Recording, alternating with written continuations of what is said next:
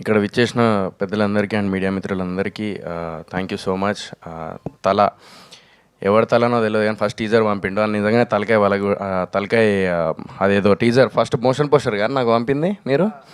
అదే తల ఒక దగ్గర ఉన్నది అన్న, తల అంటే తల అందరు తలలు వేసుకుంటూ పోతాడు అన్న అని అన్న. సో తమిళ్లో తల అంటే అసలు ఇప్పటికి కూడా తెలియదు తల అంటే రీజన్ అంటే లైక్ మీనింగ్ ఏందన్నా? మూవీలో తలనా నిజంగానేనా?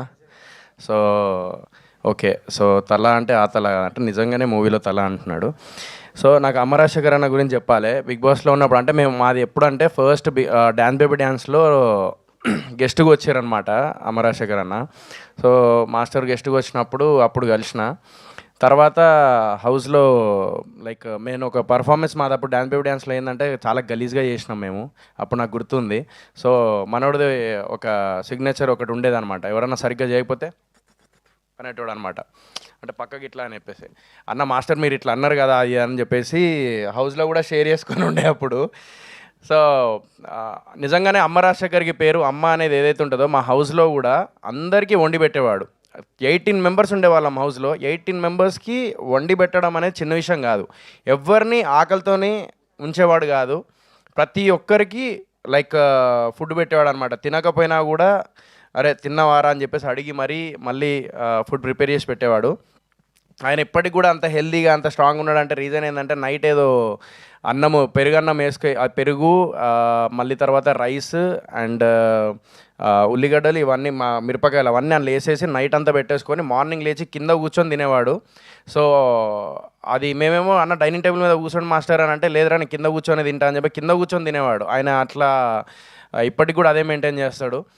సో ఇదంతా పక్కన పెడితే సినిమా గురించి వచ్చేసరికి నేను మళ్ళీ అమ్మ రాజశేఖర్ అన్న అప్పుడు రణం సినిమాలో అప్పుడు మనం ఎట్లా చూసినామో మళ్ళీ కంబ్యాక్ లాగా ఈ తల అనే సినిమాతోని కంబ్యాక్ లాగా అనిపించింది ట్రైలర్ చూడంగానే. నిజంగా చెప్తున్నా, ఇది మనస్ఫూర్తిగా చెప్తున్నా. నేను నిజం చెప్పాలంటే వచ్చేటప్పుడు ఓకే మాస్టర్ లాస్ట్ సినిమా నేను ఒప్పుకుంటా అండ్ మాస్టర్ కూడా ఒప్పుకోవాలి. లాస్ట్ సినిమాలు కొన్ని ఆ క్వాలిటీ కానీ ఆ అమ్మ రాజశేఖర్ అన్న ఆ బెంచ్ మార్క్ ఏదైతే ఉంటే ఆ మాస్టర్ బెంచ్ మార్క్ ఏదైతే ఉండేనో అది లేకుండే.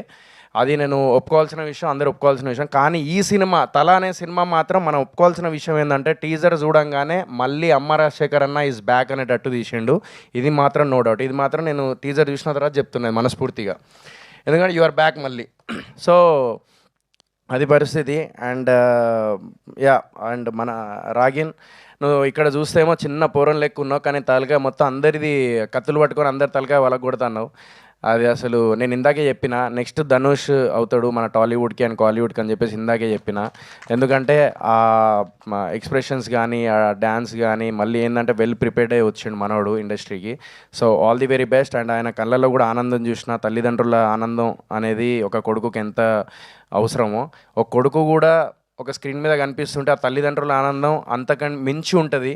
సో ఆనందం వాళ్ళిద్దరు కళ్ళల్లో చూసిన. సో అది హిట్ అయ్యి లైక్ ప్రొడ్యూసర్కి డబ్బులు వచ్చి ఆ హిట్ అయ్యి సక్సెస్ మీట్ పెట్టుకున్నప్పుడు ఇంకా ఇద్దరు లైక్ ఆనందంగా ఉండాలని మనస్ఫూర్తిగా కోరుకుంటున్నాను. We have to support they family and their emotions and their hard work.